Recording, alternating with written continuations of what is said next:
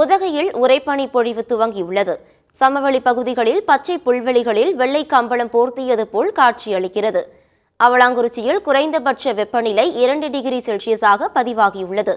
உதகை மக்களுடன் நமது செய்தியாளர் ஸ்காட் நடத்திய நேர்காணலை தற்போது பார்க்கலாம். நீலகிரி மாவட்டம் உதகையில் காஷ்மீர் எப்படி காணப்படுகிறதோ அது போலவே உதகை முழுவதும் ஒரு வெள்ளை கம்பளம் போத்திய மாதிரி பனியோட தாக்கம் மாதிரி காணப்படுகிறது. குறிப்பாக பார்த்தோம்னாக்கா நவம்பர் மாதத்தில் நம்மளுக்கு நீலகிரி மாவட்டத்தில் பனியோட தாக்கம் அதிகமாக காணப்பட்டு வரும். ஆனால் பார்த்தோம்னாக்கா தற்போது இந்த பருவமழை மாற்றம் காரணமாக டிசம்பர் மாதத்தில் தற்போது இப்போ இறுதியில் இந்த பனி கொட்டி வருகிறது.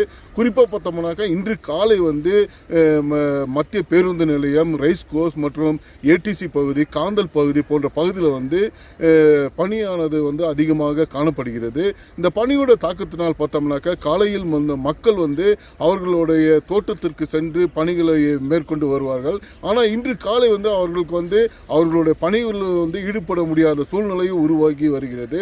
நம்ம பார்த்தோம்னாக்கா இப்போ ரைஸ்கோஸ் பகுதியில் இருக்கும். அந்த ரைஸ்கோஸ் பகுதி பார்த்தீங்கன்னாக்கா முழுமையாக, அதாவது இங்கே பார்த்தோம்னாக்கா முழுமையாக இந்த பனியோட காணப்படுகிறது.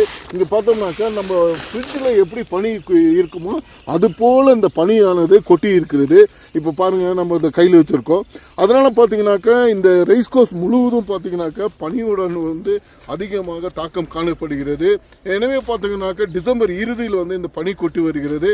இந்த பனியோட தாக்கம் அதிகரித்து காணப்படுகிறதுனால உதகையில் உள்ள மக்களோட இயல்பு வாழ்க்கை முற்றிலும் பாதிக்கப்பட்டுள்ளது.